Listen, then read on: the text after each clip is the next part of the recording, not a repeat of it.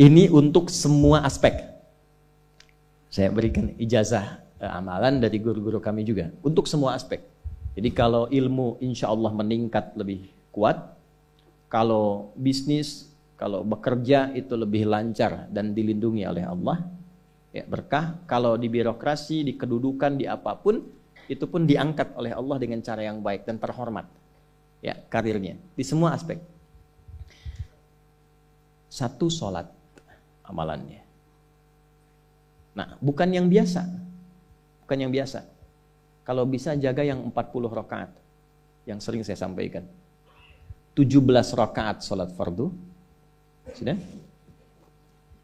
12 rakaat rawatib. 11 rakaat yang tahajud. Jumlahnya 40. Ya. 17 rakaat sholat fardu. Kalau ini wajib. Kalau wajib standar. Ya. Mau kaya, mau tidak, ya sholat 17 rakaat juga. Mau pintar, mau tidak, 17 rakaat juga. Jelas ya? Rumusnya 24-4-3-4. Ya, itu ya, nomor aksesnya. 24-4-3-4. 2 subuh, 4 zuhur, 4 asar, 3 maghrib, 4 isya. Ya, jangan sampai miskol. Kalaupun miskol harus khairayyarah. Ya kan? Bukan syarrayyarah. Baik, pasti yang miskol muadzin. Allahu akbar, khairayyarah. Ya. Baru adzan belum qomat syarrayyarah. Ya? Oke. Teruskan, yang 12 itu hadisnya sahih. Perhatikan baik-baik. Man shalla isnatai asyrata rak'atan fi yaumin wa lailatin. Siapa yang menunaikan salat sunnah 12 rakaat yang mengiringi salat fardunya siang dan malam. Sudah, arba'an qabla dhuhri, 4 rakaat sebelum zuhur. 4 rakaat sebelum zuhur. Teknisnya bisa langsung 4 atau 2-2. 2, kemudian salam, 2 rakaat lagi, salam. Jelas? Baik. Kemudian arba'an qabla dhuhri, rak'ataini ba'daha, 2 rakaat setelahnya. Setelah zuhur 2 rakaat. 4 tambah 2 berapa? 6. Rak'ataini ba'dal maghrib, 2 rakaat setelah maghrib. 6 tambah 2?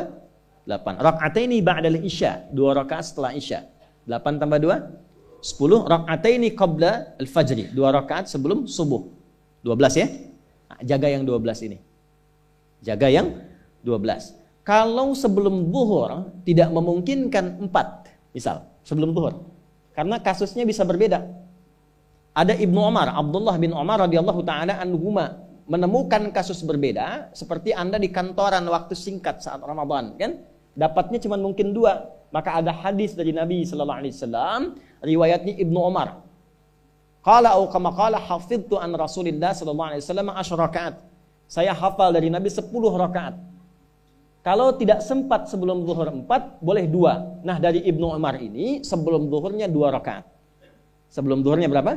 2 rakaat. Jadi kalau bisa 4, kalau tidak memungkinkan berapa? 2. Orang yang terbiasa 4, lalu karena kondisi tertentu dia mengerjakan 2, tetap dicatatkan oleh malaikat 4 jumlahnya. Dari mana dalilnya? Hadis. Idza maridal abdu aw safara kutiba lahu misla ma kana alaihi muqiman sahiha. Kalau seseorang sakit atau bepergian jauh atau dia sedang punya uzur syar'i seperti 2 hal tadi, dan tak mampu melakukan amalan rutinnya seperti biasa, maka tetap dituliskan pahalanya sempurna seperti rutin dan mukimnya. Contoh, ibu mohon maaf ya bu ya, mohon maaf. Perempuan dalam keadaan suci, sholat subuhnya berapa rakaat? 2, ya 2 kan nggak mungkin 3 kan? Baik ya, 2 rakaat. Sholat qabliyahnya berapa rakaat? 2 rakaat. Baik. Setelah itu baca Quran enggak? Alhamdulillah. Bisa 1 halaman, kan? Bisa. Ibu kerjakan saat suci. Saat sedang tidak suci, masa haid tiba, sholat tidak? Tidak. Baca Quran tidak? Nah, kalau punya kebiasaan sholat, baca Quran, dan tiba masa haidnya, itu pahalanya tetap dituliskan sesuai kebiasaannya. Harus tahu itu. Makanya manfaatkan, karena kalau sudah tiba masa monofos, sama. Itu Allah tuh memberikan kemuliaan khusus. Makanya bu, kalau ngaji dengan ustadz-ustadz tertentu, bikin kurikulum ngajinya fikih perempuan aja, gak usah jauh-jauh. Fikih perempuan. Keluarkan karena banyak pahala mengalir di dalamnya. Ya. Dan kadang-kadang saya suka bingung kalau bahas fikih rumah tangga itu kenapa yang tegang-tegang gitu. Sekarang fikih parenting sekarang tuh kayaknya menegangkan antara surga neraka aja tuh. Tanggung jawab suami, hati-hati dengan istri. Padahal Qur'annya mengatakan rumah tangga itu penuh dengan permainan yang menyenangkan. Yang ada banyak candanya. Gitu. Coba keluarkan tuh hadis-hadis itu ya. Ibu tahu salah satu istri Nabi ada namanya Sayyidah Saudah binti Zam'ah. Itu sepuh, Bu. Usianya sekitar 70 tahunan ke atas. Dan beliau, Nabi SAW bangunkan rumahnya, itu kamarnya di samping Sayyidah Aisyah, dekat situ, dekat Raudhah. Sepuhnya luar biasa, hobinya bikin makanan, masak. Satu kali ketika beliau sedang ngolah tepung, Nabi pulang, pas kemudian bagiannya Sayyidah Saudah binti Zam'ah datang sedang ngolah tepung, atau dalam riwayat atau kama hadas, itu dicolek tepungnya, bermain, bercanda, dicolekkan di keningnya, di kening istrinya. Itu sudah sepuh. Dicolekkan, masih bercanda, masih tertawa. Kalau bahasa kita masih panggil sayang gitu. Ini kapan kakek nenek masih bilang sayang dan canda. Ini penuh dengan demikian ya. Ini yang mau saya kembalikan deh, ya nilai-nilai tadi. Jadi kembali ke sini, Bapak Ibu sekalian, kembali ke sini. Ya urutkan lagi, kita agak cepat masuk ke dalam pembagiannya. Detil pada pembahasan ini, satu salat 40 rakaat. Sudah? Yang fardu sudah dalilnya. Yang rawatib sudah, terakhir yang 11 rakaat yang salat malam. Ya, 11 rakaat yang salat malam. Nah, ini 11 rakaat ini bisa warming up dulu 2 rakaat tanpa baca surat Al-Fatihah saja.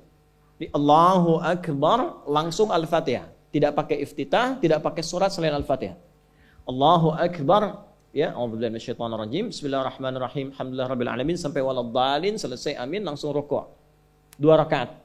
Seperti itu namanya khafifatain. 2 salat ringan, warming up untuk persiapan supaya hatinya itu bisa khusyuk, badannya bisa agak hangat sebelum memulai tahajud.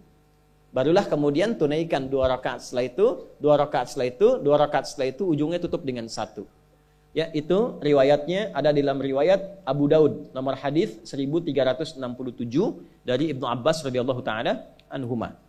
Ya, juga disampaikan dalam riwayat Ibnu Umar radhiyallahu taala anhuma ketika beliau mengatakan dari Nabi sallallahu alaihi wasallam, "Shalatul laili mathna mathna, fa idza khasya ahadakumul fajra falyutir rak'atan wahidah." Kalau pengen mulai tahajud 2 rakaat dulu. Sampai merasa enak. Dan tolong ingat ya, tolong enggak usah panjang-panjang dulu suratnya. Untuk berlatih 11, mulai dengan 2 dulu. Kalau belum sempat 11, 2 dulu. 2 rakaat aja, tolong mohon jangan paksa tambah 2 rakaat. Itu pun bangunnya jangan terlalu malam. Jangan terlalu awal malam. Subuh jam berapa sekarang? Terjadi perbedaan pendapat. Oke, 4.25 lah ya. Misal 4.21, 4.20 lah. Pas ya. Misal kita ambil tengah-tengah 4.20. Sudah, bangun 4 kurang seperempat. Jam 4 kurang seperempat. Karena hadisnya mengatakan ada persiapan sebelum wudu. Ya. Karena Nabi sallallahu alaihi wasallam adalah kebiasaan Nabi sallallahu alaihi wasallam idza staiqadha min naumihi, kalau bangun dari tidurnya fajalasa, duduk dulu. Duduk. Wa masaha biyadihi min athari naumi, kemudian menghapus bekas ngantuknya. Ya, menghapus jejak ngantuk dengan bagian tangan yang bersih. Itu kan butuh waktu. Ya. 4.15 bangun. Duduk dulu, atur alarm. Ya, alarm mungkin ya 3.15, 3.30, ya, kemudian jam 4 terakhir. Alarm pertama untuk mematikan alarm kedua siap-siap alarm ketiga sadar. Ya, kan begitu kan? Ya. Ya begitu, itu rumusnya. Nanti kalau sudah ayat tahajud masuk Al-Isra nanti saya jelaskan. Itu ada isyaratnya di Quran. Bukan isyarat alarm ya, tapi isyarat perjuangan kita untuk bangun. Jadi 4 kurang 15 itu adalah persiapan supaya jam 4 bisa wudu. Ya, begitu jam 4, thumma dhahaba ila shinin mu'allaqah, pergi ke tempat kemudian berwudu, tempat tertutup, wudu, selesai, balik lagi, kan 4.20 adzan kan? Misalnya 4.10 mulai sholat. Kalau 2 rakaat kan enggak lama-lama. 5 menit witirnya, 1 menit, 3 menitnya istighfar, nunggu subuh. Ya, bacanya jangan tinggi-tinggi. Al-Falaq, An-Nas, witirnya Al-Ikhlas. Besoknya Anda sudah bosan 4 rakaat. Ad-duha, al-insyirah, al-falaq, an-nas, al-ikhlas. Besoknya terus sampai bosan tambah 6 rakaat sampai konsisten 11. Jelas? Mulai dengan seperti itu 11 tambah 12, kan berapa? 23 tambah 17 40.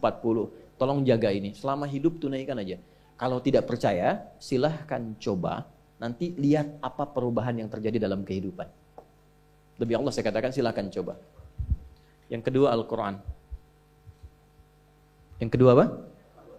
Al-Quran. Kan ada 3 tadi ya. 1, salat. Kedua, Al-Quran.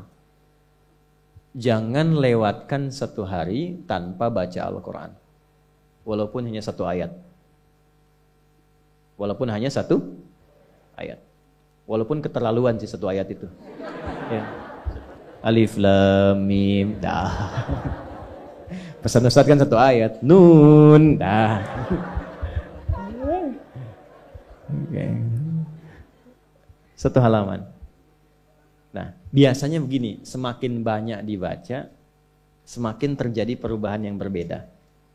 Kalau ingin nguji begini, hari ini baca 1 halaman, besok baca 2 halaman. Nanti lihat perubahan yang terjadi antara hari ini dengan besok. Pasti ada pengaruh. Paling minimal, Allah akan jaga keadaan diri kita dari berbagai bentuk kegelisahan. Semua tenang aja. Ada masalah apapun, kasih ketenangan, kasih ketenangan. Dan ketenangan itu paling mudah melahirkan solusi. Jelas? Oke, 2, Al-Quran. 3 kira-kira apa? 3 apa kira-kira? 3, jaga wudhu. Gak pakai jaga wudhu. 1, salat. 2, Al-Quran. 3 apa? Jaga wudhu. Apa dampak psikologisnya jaga wudhu? Tidak ingin batal wudhunya. Kalau orang tidak ingin batal, maaf kalau kebanyakan bohong batal tidak. Maksiat, itu batal maknawi. Makanya orang punya wudhu itu pasti kalau dia selalu jaga wudhunya akan terjaga dalam kebaikan. Karena fungsi wudhu salah satunya mencegah maksiat. Itulah sebabnya setelah wudhu kita doa taubat. Coba selesai wudhu kok taubat. Asyhadu an la ilaha illallah wa asyhadu anna Muhammadan Rasulullah. Kemudian Allahumma ja'alni minat tawwabin. Ya Allah, jadikan aku orang yang selalu tobat, bebas dari maksiat. Itulah rahasia wudhu. Salah satunya menjaga seseorang dari perbuatan maksiat. Ya, tidak bermaksiat, jaga wudhu. Saya itu banyak bercanda dengan keluarga, termasuk anak-anak. Bercanda terus, tapi serius dalam 3 hal. Salat, Quran, dan jangan pernah bermaksiat. Itu kalau anak saya itu pegang, Bu, Pak, ini cerita aja ya. Pegang mushaf nggak benar aja, itu bisa saya lempar dari jauh. Minimal saya teriaki. Pegang mushaf nggak benar, bukan nggak baca. Pegang mushaf, misal mushaf harusnya begini, misalnya dia pegang begini, atau taruh di atas paha, kaki, misalnya apa, itu bisa saya lempar dari jauh. Perbaiki. 3 itu serius. Ya, karena itu adalah sesuatu yang bisa merubah kehidupan kita, dan itu yang paling memuliakan kita dan dimuliakan kita dengan itu. Itu poinnya. Tapi yang lain kita bisa bercanda. Salat jangan main-main. Karena itu inti kebahagiaan hidup kita. Dan maksiat itu yang paling fatal mengantarkan pada kehidupan akhirat yang buruk. Neraka itu kan karena maksiat. Nah, 3 itu ya, tolong jaga, nanti lihat perbedaannya. Silahkan bedakan rasanya, rasakan bedanya dan pasti akan terasa bedanya.